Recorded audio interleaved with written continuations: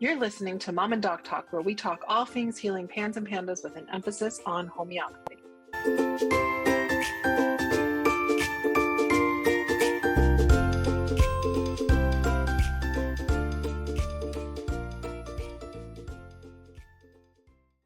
Hi, everybody, and welcome back to Mom and Doc Talk. We are joined again by Lori Bean to continue our conversation, sort of, from last week's episode about the messy middle. And by continue it, I really mean dive down onto a specific topic, and that is observer fatigue, which is definitely something that comes up in the messy middle. So we're going to talk about that specific aspect more today. If you didn't hear the last podcast on the messy middle, check that out first, because there's a lot of stuff that we talked about that I think will help give greater context to the totality of what's happening at that time.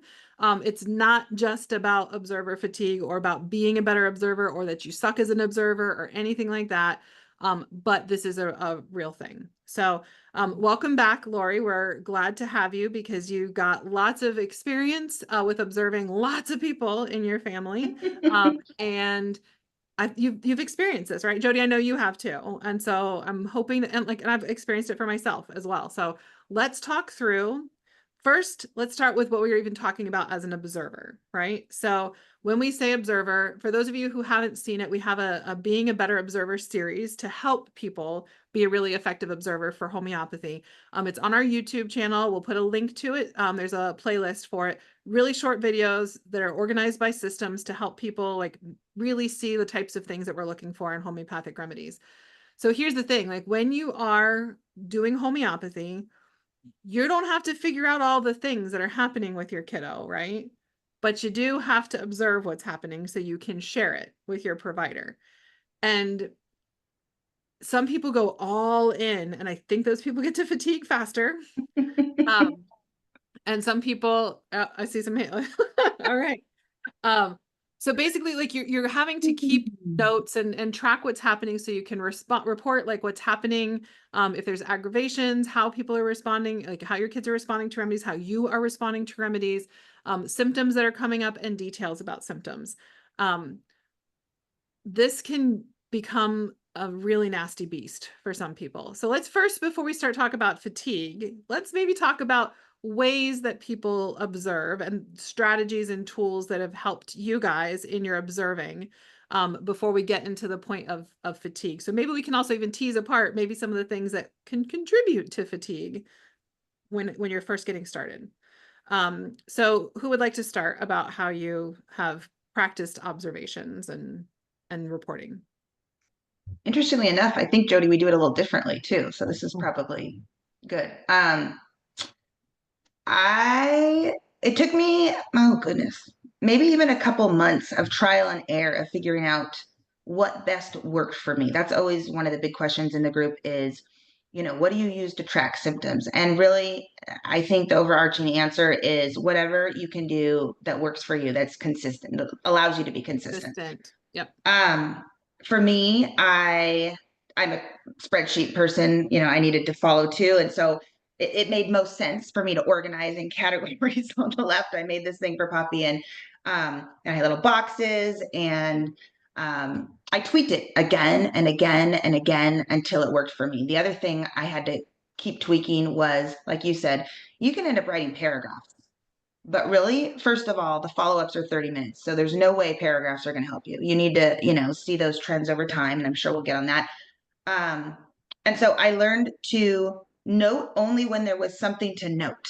That was my strategy, was I'm not going to write anything if it's good. I mean, if it's super good and I wanted to put hearts and stars, I can. But I didn't have to spend a lot of time on that. I really just wanted to mark when I'm seeing a symptom. So that's how I made it, shorthanded it. I think that we are very, very different, Lori, very different. And I think I might have gotten to fatigue quicker because I was trying to fit myself in a box I didn't belong in. I tried so many different things to track symptoms and response, and I had a spiral notebook and that didn't work out. So I'm gonna get a smaller notebook that I can put in my purse, and that didn't work out. And then I God, I get this, like, get online and print out this symptom checklist or a checklist thing, and that didn't work out either because it didn't quite fit what was going on with Avery. So then I'm like, oh, I'm gonna get on and create my own. And I spent like all the time creating the thing, and it just didn't end up working out. And I was trying to do all of these things to get all the details. My mind, my ADD mind is very all over the place. And I was trying to not do, or I was trying to do things in a way that my brain doesn't work. I need very short, very concise, very like everything with homeopathy, as minimal as possible. And that's the only way. And I feel like I did a terrible job. And I know you're already going to say, give yourself more credit because obviously it worked. But in the beginning, I did such a bad job reporting symptoms because I was trying to figure it all out. Eventually I got to the point where I'm like, I have to do less. All 4 of my family members that are doing, or 3 plus me, that are doing homeopathy have a note in my phone, and I write the day that I dose. And if there is anything special about the response, I will write down like 3 or 4 words. Because everybody in my house is sensitive, has their little jar, mason jar with a plastic lid on top, and I write the date that I dose on top of the mason jar. And so I can look at that jar and I can get an idea of how frequently I'm dosing. And then I can look at my notes and I see like if there's anything unique. And then before appointments, I would have my list of symptoms we talked about, and I would look over them and I would like recall stories or whatever. But if I wrote those stories down in the middle of the month, I would crash my brain trying to figure it out. And so the doing less helped me do more. Mhm. It's funny to me. So Jody and I, we have similar brains. Surprise, surprise. I'm like, I just was diagnosed with ADHD not that long ago. It explains a whole lot because I'm really bad at recognizing things for myself, right? Like I didn't think anybody had ADHD because I had all the same symptoms that they all had. Psh, no, dummy, you just have ADHD. So, it's funny because you just, as you were describing everything, I was thinking about all the TikTok videos and whatnot about ADHD and like the magic notebooks and like this is going to be the solution. This is going to be the solution, and nothing can be stuck with. And like I have stacks of magic notebooks and like calendars and like planners and like this planner, this is how I'm going to do it, and I'm going to, or like it's ridiculous. Like so many different apps that I've downloaded for things like that. And I'm with you. The simple is better. And then if I've got like a word or two that can help jog the memory of the thing, then I can get back to it when I'm needing to actually report something. And I've worked with a lot of people who are more like you, Lori, that have like got this whole system and it's really complex, and they've got like, they could send me graphs, and like, I'm going to tell you right now. So multiple things have to happen with observing. You have to find what works for you and what works for your provider. Because if you are really good with lots of details and you want to send your provider like your spreadsheet of stuff, if Laura, if you sent me a spreadsheet, You would cry. yeah, I would just like, I would try twice, and then I would cry probably both times. And then I would say, this isn't working. We got to figure out a different way. Right. And so what generally works, as you also said, Laura, you've got like 30 minutes in your follow-ups. So if you are somebody who's a super, super detailed person and not a simple person, like Jody and I tend to be, it is helpful to like set aside time before to review so that you can be looking for those trends over time. Like if you're somebody who's noted that your kid didn't want to eat chicken on the 4th, or thought that their butt was itchy on the 9th, and that's it, never happened again, we don't care. Like I hate to say it as harshly like that, but like we don't care. If something happens one time, it's not a trend. We don't need to hear it. We need to hear the trends over time. So if you see that their butt is itchy for like 5 days, yeah, we want to know. But if they had one day of an itchy butt, we don't want to know, right? Like if they really didn't want chicken one day, okay, that's fine. But if now they used to only want to eat chicken and now they hate chicken, that's what we want to know, that, right? But so if it's a trend, tell us. So yeah, figure out what works for you and don't try to fit yourself into somebody else's box, because their box is not going to fit you, right? So if you're somebody who needs lots of data to be able to figure out the trends, that's great. If you're somebody who's like, hearts or poop emojis, and that's all you need on the day, and like that lets you know, you can figure out, do I have more poops or hearts? Like, that's great. It's then sharing the stories, right? The stories about what you're able to do. Sorry, guys, it's been a long day. No, it's great. That's like the perfect poops or hearts. That's easy. Oops. I might adjust mine right now. 5 years in, I'm gonna adjust it. That's it. I've been spending way too much time. I will say this, it's so funny. Have the conversation with your provider, because that will save you a lot of heartache, because you are right. There's that beginning period where you're figuring out how to do it best for you. But yes, learning your provider's technique, like, I'm a wordy person. We all know this. So Dr. P knows someday she's just got to cut me off, and she's like, okay, just tell me, did this happen? Did this happen? No, don't tell me the story yet. I'll ask you when I want the story. I mean, and that still happens. So I think I take notes for me, because sometimes, mom brain and all that good stuff. I also like to note on the bottom of my charts what was going on that day, like in a couple bullet points, meaning like, oh, we went to the dentist this day. That'll jog my memory. That's fine. This was the day. Because if she goes, well, how long ago was that? And I'll be like, well, it was around the time we went to the dentist. And then I'm sorting through and stuff. Anyways, yes, it all works different. But she has helped me pare it down a lot. A lot. Yeah. And the reality is, like, we also need to remember that when you're observing, that when you get into lots of details, you're dragging your homeopath down to look at the lichen on the trees, when they need to be the eagle soaring above the forest to be able to see the bigger picture and be able to swoop down when they see the little symptom that is actually really important to them scurrying along, trying to like go unnoticed, and they can swoop down and catch it. But when you're giving like a daily rundown of all of the details, it's too much information, and they can't be pulled back in the way that they need to get the global totality picture. And so making sure that you're observing works for you, and your note-taking works for you to figure out the trends over time, and to recall specific examples of stories that you can share, because stories are better than hypotheticals, right? Like speaking in generals, like when my kid gets angry, they do this, and this, is not as useful as, yesterday my kid got angry, this is what was happening, and this is what I saw happen, and this is how it resolved. The story gives us more concrete details about what's happening.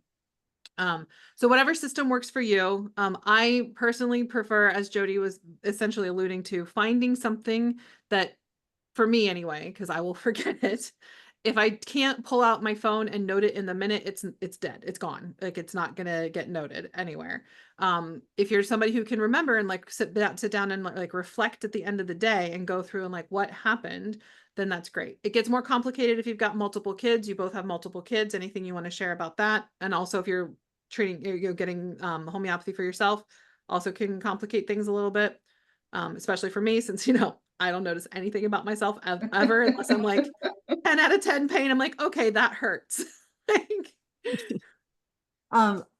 I think for me, one thing that we figured out at some point is doing appointments on different days, because we used to stack them up and try to do them together. And especially with my girls, like separating them was very, very helpful to me, just to kind of keep things situated and one conversation out of the other conversation. Yeah. That's so funny, because guess who does it exactly opposite? Yeah. So there's no wrong or right here. I think that's the point. It's what works. Right. Yep. And so if you can't mentally observe for yourself and like reflect and notice the patterns over time, if you're doing it for multiple people, then getting things separated is good. If for you it works better, maybe if you're a wordy person like Lori has a tendency to be, maybe it's beneficial to be all back to back, because then you get the context for for everything at once, and there is overlap that needs to be shared, so you'll figure things out.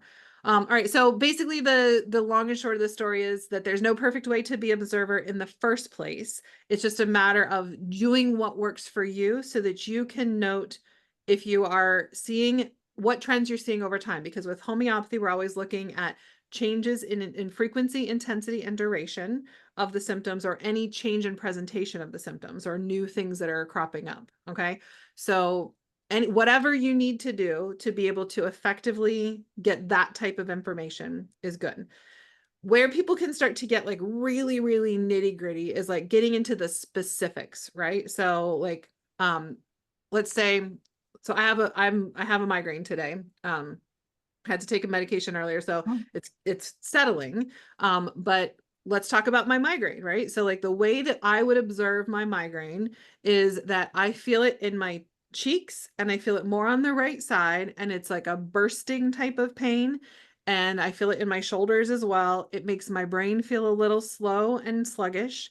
I'm feeling like my eyelids are a little droopy compared to normal. I'm a little tired. And it was brought on, I believe, because it is unseasonably warm as the time that we're recording here in California, and we're having some change in some pressure, and we had some pretty big winds this morning. So all of those are things like like what makes it feel better, or what makes it feel worse. So it's worse when I'm stooping forward and then going to stand up. It's better with the lights down, and it's better in cold, that kind of thing, right? So we want that level of detail. And sometimes when we get to that level of detail, especially in the messy middle where symptoms are not as clear, we can get into fatigue. So let's shift into that space where we can talk about the granularity that sometimes we do need legitimately, and how moms in particular can start to feel about their ability to actually meet that level of granularity, or just like the overwhelm from it. I'm just going to go ahead and throw myself under the bus because I know that there's a lot of people that need to hear this. My younger daughter is definitely a long healer. Mhm. We've been at this for a very long time, and I have waves of observer fatigue. And it's like, I just can't anymore. I feel so tired of watching all of these things, and I feel, and it's not just that, it gets worse. I know that I need to give her a dose, and I'm so tired, I just can't. I'm like, oh my gosh, I should have dosed her like 2 or 3 days ago, and like I just can't right now. And then I'll get into that, turns into, okay, like now I don't even know what I'm supposed to be doing. Like we came out of an acute illness, and I think she's still responding to her remedy, but I don't, like, I'm not really sure what I'm supposed to be doing right now. I find myself in that space too frequently. We're doing better now, but and I know that all I have to do is reach out to my provider and get a quick, hey, like, here's where we are, like, instruct me or whatever it might be. But then I also, sometimes I don't do that because I'm just tired. I'm really, You're not ready for the questions that are going to come. yeah, I don't know. It's in it, but I know that, like, I remember doing it with Avery, not quite like I do it with G, but I remember being towards the latter part of healing with her and being like, like, I just, like, what am I doing? Like, and I'm like, oh my gosh, I'm impacting this. Like, I'm the problem right now. Like, I'm not dosing a kid that I know needs a dose. And I don't know if that's part of my ADD, but also I'm just like, it just, for some reason, it's just an exhaustion. So now you know all the bad parts about me and my ability to do homeopathy for my Well, children.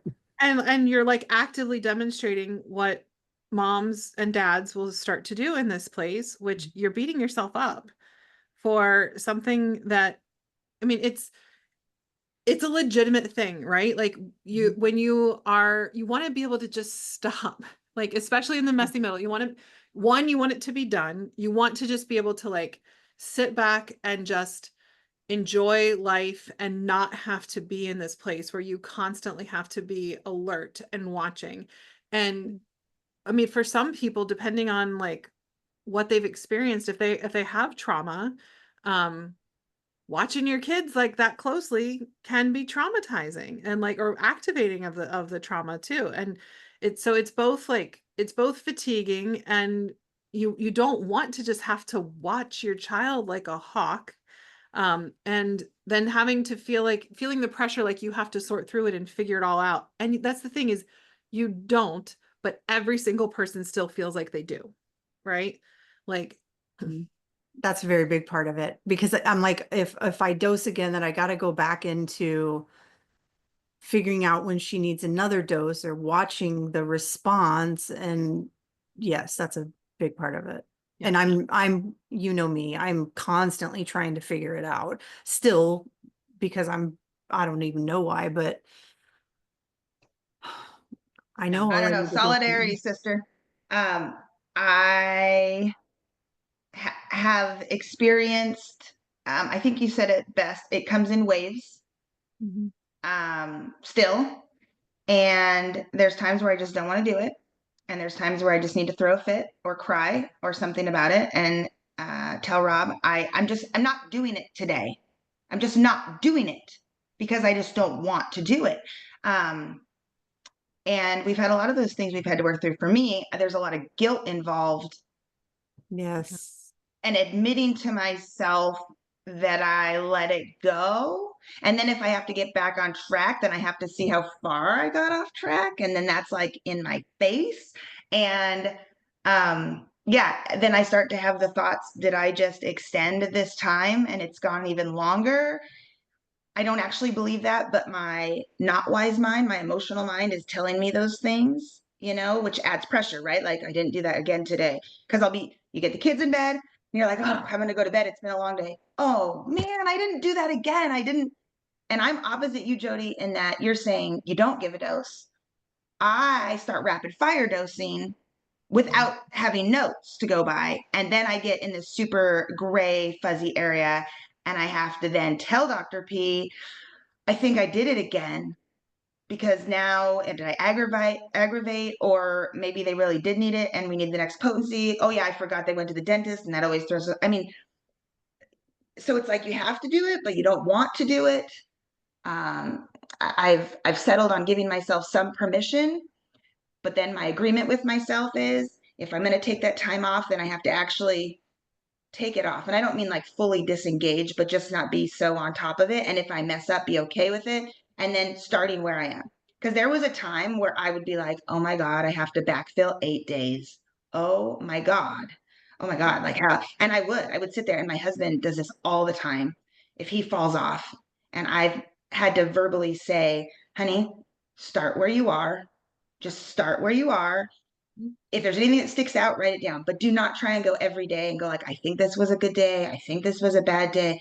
I mean, it's just that guilt thing though really gets me. Yeah. And the admitting, it's hard. It's really hard.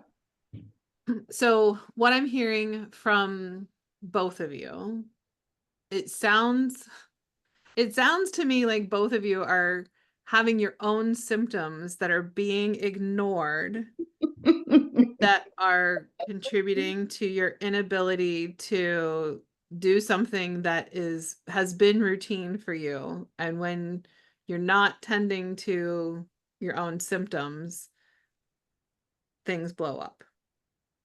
Well, Very this has accurate. been a really good therapy session. Checks in the mail.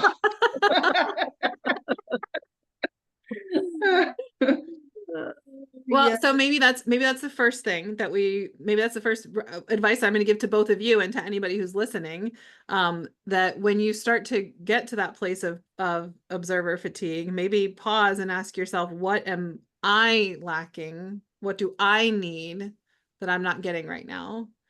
Yeah. And I am a big fan, as you know, of letting go of control of as many things as I possibly can. And the reality is that like everything that happens to us, every emotion, everything we experience is a symptom, or it's information for something, right? Like every symptom we experience is information to us, either about the remedy that is going to be the most effective to help us restore like equilibrium, or about something in our life that needs attention that's not getting it, right? So maybe the first thing is for everybody to recognize that like observer fatigue and burnout is probably part of a symptom, and there's something that probably needs attention that's not getting it. And the only way to really give it the attention that it needs and for you to like get through that is to not try and control stuff and not try and force yourself through something that's just currently not working, right? So for people like Jody and me, it's probably not the wrong notebook necessarily. You probably don't need a new glittery shiny notebook that's got like a specific color or something, right? Mhm. And for somebody like Lori, she probably doesn't need to just change to hearts and poops, but like maybe she on those days, maybe hearts and poops is enough, right? So I think that generally we work through our tough periods better when we accept the tough period and like fully relax into it. Like you said earlier, Lori, like if you're taking a break, actually take a break. And you probably need a shorter break if you actually take a break, right? Yeah. Yeah. Okay. Lori said something one time in the group. You responded to a post, and I was like, oh, this is so good. Like talking about, moving through those moments of fatigue and allowing yourself to take a break. And I'm like, how have I just never really like been like, okay, you can take a break and it's okay. Like breathe for 2 weeks. And there's always something that rejuvenates us on the other side of that. It's like always, like every time, like we've been doing homeopathy since 2017, and there is always something that rejuvenates me and allows me to like hop right back in and be like, all right, let's go. We're doing this. Yeah. I think if I could shorten the time from when the fatigue sets in to me giving myself that permission, that would be amazing, because the dragging of the feet and the postponing of that whole cycle that I need to go through is really what elongates me not doing the thing that's driving this whole thing. The not taking notes or the ignoring it or whatever it may be. And so many times it's so funny. My husband works at home, and so he'll be frustrated one day or whatever, and burning the candle, and I'm like, you're working at like 50% right now for the last 4 days. If you would just take that break, even though you feel like you don't have any time and everything's due right now, you would actually work more efficiently. And so it's maybe we need built in something. I I don't think know. everybody right now, like I think both of you and everybody listening needs to pull out a piece of paper right now and write down, I have permission to take a break. Mm-hmm. Like have your own permission slip that's like there and readily accessible, where someplace where you see it every day. I don't know. Mm-hmm. Yeah. And Lori, you said you wish you could shorten the time between when the fatigue starts and when you actually realize it.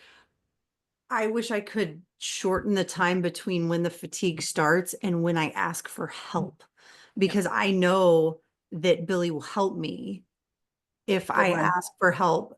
And but the time it takes me is what gets us into the place where I'm like, I have no The idea sticky what's going spot. on. And all I would have had to do was ask for help.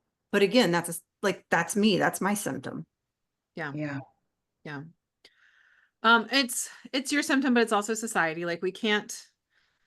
I also want to tell everybody to read the book Burnout by the Nagoski sisters, like Emily and Amelia Nagoski. It's something that like if I could just hand out I could just carry a pile and hand it to every person I pass, but especially women. I think it's a really useful book just about burnout in general and the way that the system is rigged against us and all of these things and like expectations and especially expectations of like mothers, that it's just a useful thing. All I'm going to say is burnout is real. It's not just you. There are things that are built in societally that have us conditioned to believe that we shouldn't ask for help. Yeah. So let's not beat ourselves up about the fact that we're beating ourselves up about the fact that something is set up so that we're going to beat ourselves up. Okay. A thought occurred to me. This is a little bit of a tangent or a little bit of a jumping back, but one of the things that you mentioned, Lori, was that like you'll get to the end of the day and you're like, I don't want to do this.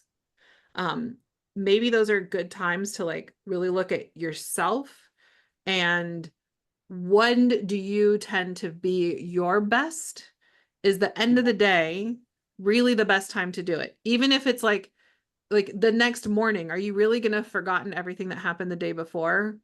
Probably not. But if you are more of a morning person, you might be more likely to be able to go and take a few notes. And even if they're not as perfect as they might have been, if you had it really fresh in your brain, you also might see it from a perspective of somebody who got a chance to sleep, who is burnt out and has gotten a chance to sleep and might be able to see it maybe even a little bit more clearly than you are in the moment too. So finding like if it might be that the time of day that you're trying to do it is just you're exhausted, and who's going to do this really challenging thing at a time when you're exhausted? You need to do it when you actually have your best stores available to you. Like, don't ask me to Great point. clean anything in my house anytime after like 2 o'clock at all. Like, it's not happening, you know? Makes me wonder if that would give us some less emotional observing too. More Waiting to objective. That's kind of what I was getting at with like, you might see things a little bit more clearly the next day, because you're just writing down what happened instead of feeling. And if you're not writing it down in a moment where you are also feeling exhausted, that's potentially going to influence your reporting. Yeah. Which I think goes back to your original topic of granularity. You guys need to see it from a peer, right? Flying above the forest. And when you are in it as a parent, we want to talk to you about that, the worst symptom that's making me crazy. I need you to fix that one. And also, I need to tell you the story that happened the other day because I'm just sure that it's going to change your outlook and solve the world when you guys need to see it from up here. So I think that's a good point, is because you guys look up here, you're able to be objective. And when we're in it, we're not in that objective spot. And especially when I'm fatigued or feeling that, I am, blaming or seeing things with not rose-colored glasses, like gray-colored glasses that are painting everything in a really negative light, when really, it's me that needs a change or a respite or something. I seem to get frustrated too if I've fallen off the books. I call the books, right? I haven't written down my stuff. Like, I'm looking for the kids. Well, you didn't tell me that today. Why didn't you tell me that today? Like, why didn't you come to me? When the reality is they never do that. But I was, clearly. So that kind of happens in my house too. Yeah. So I'm coming to like think about the things that we can do when we're in those places. So first and foremost, I think it's important for everybody to recognize this happens to most people, right? Unless you were like ultra, ultra, ultra type A, and have your self-care 100% in check and all like no stressors in life, it's probably going to happen to you at some point that you're going to like forget, get distracted, just not want to do it, need a break from it, whatever. If you go an entire time, like if you from the time you see your provider to the next time you see your provider, and you take not a single note, you're probably still going to be able to get enough information as you sit and talk and reflect to know what the next thing to do is. Okay. I can If you got verify that. yeah, right. I mean, even like for myself, like I don't have my kid's not in like chronic anything. So like she just gets acute remedies really. So I'm the only one I really have to track at this point. And I will get to the point I'm like, nope, I'm not writing down another thing about another effing headache. I'm not doing it. Like I'm just done. I will write that I had a headache and that's it. So I can at least count the number, like I just, and I do it on my watch. Like boom, headache. And it's, if I can tap it, I'm done. It's so if you have no notes, you will probably be able to figure out the details, right? Like even if I didn't mark how many headaches I had, how many headaches do you think I had? Like I can go back and I can figure out a rough estimate that's likely to be accurate, or accurate enough to make a decision about what to do. So first and foremost, you're going to be okay. You don't have to cancel your visit. It's still useful. You've got more in your brain than you think you do. Even if you don't have really good notes, you've got more in your brain than you think you do. Promise. Second, if you are getting to the place where you just aren't sure about like how your observing is going, talk to your provider, ask them for support. what do you need more from me? And you can tell them like, I'm getting a little overwhelmed by this. I'm feeling a little bit lost. Share your feelings. I'm feeling burned out. I'm feeling like I'm failing. I'm feeling like I'm not doing this good enough, or like it's making me too anxious to do this all the time. What can we do? Your provider is going to have some ideas or ways that they can help you narrow what you're looking at. So you don't feel like you have to be like, the autobiographer for your child, or not autobiographer, but the biographer for your child's life, right? Like, Yeah. so that you can step back and just notice like the main things that your provider really needs to know. Obviously the things that we already said, give yourself a respite, give yourself a break, ask yourself what it is that you need that's not being met, what unmet need you have, and then do what you can to get that need met. Ask for help, as Jody said, probably people willing to help you more than you think, if help is available. I realize not everybody has help. Go ahead, Jody. Not just help from someone observing you, but I'm going to go backwards a little bit to the provider part of it. I have showed up to appointments before and told you that I did a bad job. Yep. And I just need to go through symptoms. And I didn't do that a lot, but there were times where it got so bad where I'm like, I have nothing. Can we just go through the symptom list? And then everything kind of, and I mean, obviously it ended up working out. We're still healing, or we're completely healed. But there were times where you had to help me figure out what I knew. Yeah. Can I tell the story about the time when we had to have a chat about you accessing your charts? God. Sure. Well, since we're just telling about all my things today, but yes, I'm an open book. You can tell anything. Okay. So it's to this point, like the point is that sometimes the more you think you're being precise, the worse things actually are. And the less you're able to see the things that you need to see, because you're so focused in on, I have to track this and this and this and this and this. To the point that like for a little while, Jody was doing a little bit of a no-no and like going in to access her charts as like her record keeping so she could see what we talked about at the previous visit and compare. And then she would come with notes about that. And guess what she didn't tell me about? Anything else. And there was other stuff happening that I needed to know about, but she got so focused on the things that we talked about before and like giving me updates on those that she managed to not tell me the other things she needed to tell me. Yeah. And so like, and I've seen it, I just, that you're a really good example of that with that particular thing that when that was happening. But I've had other people who've asked me for the symptom list, or they write down the symptoms that we track and they only focus on that. And like, I always ask about new symptoms, but there's so much focus on like how it was and is it better versus like just telling me what's been going on in your life. I always start with like, tell me how things have been since, like, what's happened in your life. Tell me what's Yeah. going on since the last time we talked. How's school? What's going on with family? Anything new? How are you feeling overall? Any big victories? Any like if they've got stuff that's going on, like how is racing season going? How is mountain biking going? How is horseback riding? Like all those things, because that's going to give me, like, I already know from just asking about how life is what we're looking at when we start going through the symptoms, right? Yeah. Like and so the bigger picture is going to give you more information than the specifics. So sometimes you can really back off and do a lot better and like not get as overwhelmed. But at that time, You felt like that was going to help your overwhelm, didn't you? so I was so fatigued that I was like, I'm either going to show up with nothing or I'm going to look and I'll have an idea of something. And I was using it as a crutch.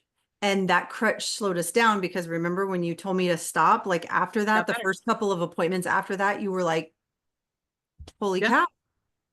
Like Yeah. that was a different experience. And it was because I had way better information because I was basing it on what we were experiencing. Even though I was still minimally observing, I was observing what was in front of me as opposed to. You were trying to get an A on the test instead of just sharing your life with me. I was cheating. Oh gosh. Anyway, so talking to your provider is good to figure out what you need to, what is actually going to be really important to get granular on, if anything. And I try anyway to do a good job of like, this thing is coming up. I need more information about this. It's okay that you don't have it today. I Mhm. do need more. Or if I'm like, I really think we need to change a remedy and I need more information for this. If you don't have it, get it to me, email it to me, and then I'll let you know. I need this, this, and this answered, you know? So you can even ask for that kind of thing. If you're like, I don't know, can I get back to you? Like, give me a day or two to look at it. You can do that. Um, I am going to suggest that people, if you're in that place where you're just like so fatigued, but you do need to look at a specific thing, to go check out our Observer series. Just remember that it's there. They're short videos. It's me and Dr. Peterson's, that we go through like 5 minutes or less for a specific symptom area or specific system. So if your provider says, I need to know more about the rash, go look at the video on skin. 5 minutes, it's going to give you some information for things that's useful to look for that can help make you not feel so overwhelmed. Like, I don't even know what I need to look for because I'm feeling so burned out, and so fatigued from all of this. Yeah. And I think too, if you're more of a person whose brain works like my brain, and the videos feel like a lot, we even have, and maybe we can attach Oh, the the cheat sheet. Observer cheat sheets where it's just written down. And I have done that with Gwen, where I go and just sit down and look at the cheat sheets. And it's just a super quick, like 10-minute jog of my brain, just to get me thinking outside of this little box that I'm sitting in. And it's been beneficial. So those are things for anybody who's like, what are you talking about, Observer cheat sheets? Those are in our Facebook group. So if you join our Facebook group, you'll have access to them, where it gives you like a really small list that you can look at. Like, here are things that are going to be helpful for this particular system. Like I said, if you're looking at skin stuff, find the skin one. If you're looking at, head stuff like headaches, you'll find the stuff that's going to be useful there. What else would you guys recommend? Being parents who have been in that observer fatigue place, what else would you recommend to people to help them through? I also think that a lot like what we talked on last episode, this journey, there's so many things that are evolving and there's so many parallels, life lessons, and all that. And this is another one that your observing has to kind of change Mhm. as you get to where you're going. It started out very specific, and it's kind of been more of a loose framework now. And I think you just have to be flexible, because I feel like there's been some learning curves along the way that I Mhm. wasn't anticipating. And so I got frustrated when I was doing things and I thought I had it dialed in, and then, oh, here we go. Now I got to change the way I'm doing it again. Um, so that was something for me. It's just anticipating, I think, that even something like you're observing might have to change Yeah. as symptoms change or as what phase you're in changes. Mhm. Yeah. I'm about to show my age. I'm going to say, find a thing, like a thing to distract you, a thing that you enjoy. My thing was my plants out on my patio. And like, the more I did my thing, the more I just felt better, probably because I was outside, I was getting a little bit of sun. But a thing, whether a thing be taking a walk or anything, like, again, like, I super sucked at self-care going through it. But as Avery got further along, I had a little bit more time to do a thing. And my thing was my plants and going outside and being in. Dr. Bahr, you would say meditate, like, do, like, find a thing for yourself and um rebalance, do Yeah. something to try and rebalance yourself, to um just breathe for a minute and a lot, in order to have the capacity to check back in. It's hard. I think I think that's where we always end up on these talks is, Yeah. if you want to heal your kid, you have to heal you. You just have to. So like we're talking about how muddy things get with observing and how fatiguing and exhausting the process is. Well, why does it feel that way? And why does it feel mushy in my head? And it's because I'm not regulated. So much of this always comes down to focusing inward. And I think so many parents have such a hard time when I say, stop looking at your kid for a minute, just Just kind of like put them in your pocket or put them over here, change your focus inward, whether that's a day or whether it's a week or two, whatever that looks like for you, so that you can come back and do this really well. Because the truth of the matter is the remedies are going to do their things in the background, and healing is going to take as long as it takes. So you looking away from them for that second isn't going to hurt your progress. I think that's the other thing to take from this, is that homeopathy is so forgiving that even when I fell off and I wasn't taking notes, or when I don't know, all the things that happen along the way, you guys can always get us back on track. So life's going to continue to happen. And I just think as a parent, just don't think that you're screwing it up so royally because I didn't do this. And there really is no perfect way to do it. Life is messy. And that's one of the things I just love about homeopathy. If you fall off, that's information. It's Well, and like sometimes those times that you like fall off and you take a break, it's a gift, because you get an opportunity to see things in a different way than you were when you were rigid about your observing too. So yes, homeopathy is forgiving, and please be forgiving of yourself. And rather than looking at something as a failure, look at it as an opportunity to evaluate if you need something, evaluate if there's a change that needs to happen in how you're observing. Or if maybe you've just gotten tunnel vision and like stopping, like you can actually see things a little bit more clearly. Yeah. Maybe even recognizing, like, I can tell you for sure the times that I feel like the most overwhelmed and the most frustrated with stuff is when I'm trying to do too many things at one time. So like, I don't know why this jumped in my head, and I feel like somebody must need to hear it. But I just keep thinking, like Jody, you were saying, like you go out and like you have time with your plants, or like find a thing to do. And I was like, okay, I was thinking like, what's my thing? And like, I knit. Knitting is like calming and soothing for me. And I knit and I listen to an audiobook at the same time. And the reality is like, it's not soothing if I'm trying to do that at a time when my child is also going to want my attention more. I am more likely to get angry and frustrated with all of this situation. Whereas if I just like take that off and I like set it down, I'm like, okay, what do you need, sweetheart? Or I like shift to a different thing. Like, even like when I'm on a plane, I was thinking about being on the plane with her. Like I had to stop at one point. Well, one point I did say, I need some time for myself. I want to do this. I matter too. I need you to not talk to me for a few minutes. So I can listen to my thing. So sometimes it's setting that boundary for yourself. And sometimes it's also like recognizing maybe you're trying to juggle too many things and like put a thing down.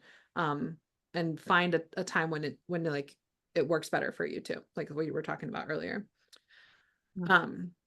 I feel like I keep going backwards in our conversation, but I keep going to the things that like asking for help. Mm-hmm. And I think for me, help looks like accountability. And one of the things that I have recently requested of my provider is to hold me accountable. Because if I am able to, because G is further along in her healing journey, if I'm able to stretch my appointments out further, I'm most likely going to get further off track. Or it's going to allow me to step back a little bit. But if I ask my provider to make sure that I am having regular follow-ups, whether it be every 4 weeks, every 6 weeks, whatever that needs to look like, and holding me to that. So even if I reschedule my appointment next time, can you please tell me, like, hey, remember we were going to stick to this, and just having like a tiny, and I think it's okay to ask for that type of help too, because for me, it's accountability and staying checked in. Yeah. So another thing to do. Yeah. Any other thoughts on observer fatigue that you think is useful to share? Your own personal experiences, any other advice? um, in line with asking for help, I think Jody and I have talked about this before, is if you have someone else in the house, another adult that is readily available and always around your children, spouse, whatever, even consider passing the observation to them for a little bit. Take the break. I say that because when I was at my worst and deep in minutia land and not regulated myself, I couldn't objectively see things. So there was a time when Dr. P would say, "What did Rob say?" What did Rob say about this? Or she would actually ask him, well, I'd bring him in the room and she'd be like, okay, what are you seeing? And his brain also works differently from me, but that's not on his plate. It's not his main thing. And so he has a much more objective view, a view from up here where I'm like down in it. And so that has been really helpful over the course of our journey. That is We super helpful for your providers too. And there have been plenty of times. So at Resilience Naturopathic, one of the great benefits of working with us is that you get like all of our brains on a tough, stuck case. And there have been many, many, many times on our weekly call where we're reviewing a tough case or a stuck case that we that we say, mom's having a hard time right now. And like mom will acknowledge that they're having a hard time, and the provider shares that. Is there someone else we can also get information from? Because it's the reality is, as we've said on our last episode, we've said it on this episode too, how you're doing impacts how you see things. And if you are struggling, you're not going to be as good of an observer, a reporter, or whatever, for lots of reasons. So if you're struggling, like the reality is, like pushing through isn't going to help you.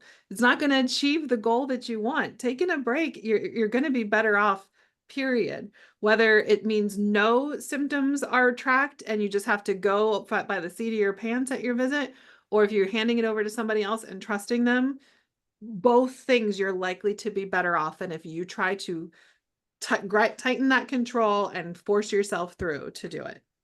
Yeah. We just got done recording an episode with my husband, and I think this episode is going to air before that, so I might give a little bit of a spoiler here. But one of the things he talked about doing different, like if he had to do it all over again with the knowledge he has now, what would he do differently? And I thought it was great. He was talking about like teamwork and communication.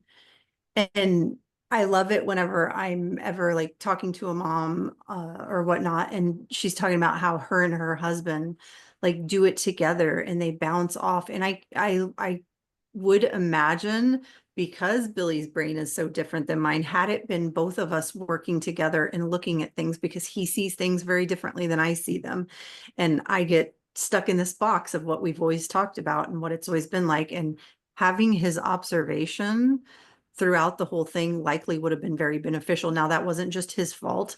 That was my fault too, because I wanted to control it and do all the things. And it's like, I got it all figured out. But boy, wouldn't that be lovely to have those perspectives and come together and figure out what it really is. If you are mostly on the same page, it's True. not that useful if you are in conflict with the person about what's happening. If you're still in a place, as many parents are early on, that one parent thinks it's a disciplinary issue and one parent understands it's an inflammation issue, you're not going to get you're not going to get as useful information from somebody who sees it as a discipline thing, because that's also somebody who's putting their perspective on it, right? Right. It wouldn't have worked out with before homeopathy Billy. Yeah. After homeopathy Billy, it would have worked out really well. Yeah. That's a whole nother episode Lori and I could rattle on about forever. Touche. All right. So to wrap up, observer fatigue is real, and we understand, and you're not doing anything wrong. Doubling down is probably not going to serve you.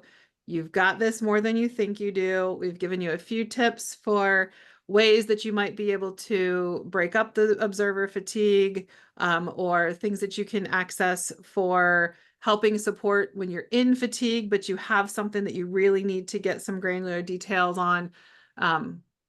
Really, I think we just need to end on, you got this. You really do. You're not doing it wrong. You are not a bad observer. You are a tired observer. And stories are good. Stories can go a real long way. And you're probably hyper focusing on getting all of the details that we don't even actually need to get the remedy for you. So, you can probably loosen the grips a little bit and still be really effective. So, Yeah. And it's going to pass. It always passes. Like I know it doesn't feel like there's more in you, but there is. yeah. And every single time you will reach down and you will find more, and that fatigue will go away, and you will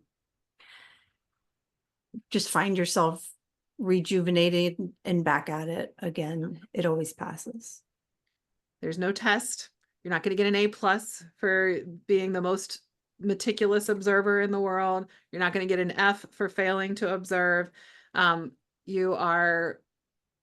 going to be given gifts for the opportunities that you get on the times that you do take breaks. And observing meticulously or perfectly, quote unquote, perfectly, which there is no such thing as perfect in anything, definitely not an observation. It's not going to make your kid heal faster. Like we probably need to just end there.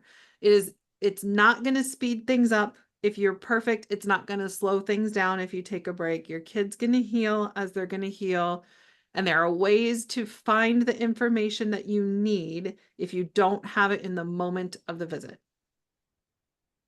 It's all workable. And I have to end on it. If you're doing homeopathy yourself, report observer fatigue. I have never, ever reported observer fatigue to my provider. Ever. It never even dawned on me to do it. Report it. Yeah. Because homeopathy will help with observer that too. fatigue itself, okay, since we're going to end there, observer fatigue itself is not a symptom that's going to help us find a remedy. We're going to need to know what you're experiencing in observer fatigue, right? So like everybody's going to experience it differently. You know, Jody might get sad and cry, and Lori might get anxious, and I might get angry. Or, you know, I might feel like really heavy in my whole body and like I can't do anything. I might have decision paralysis.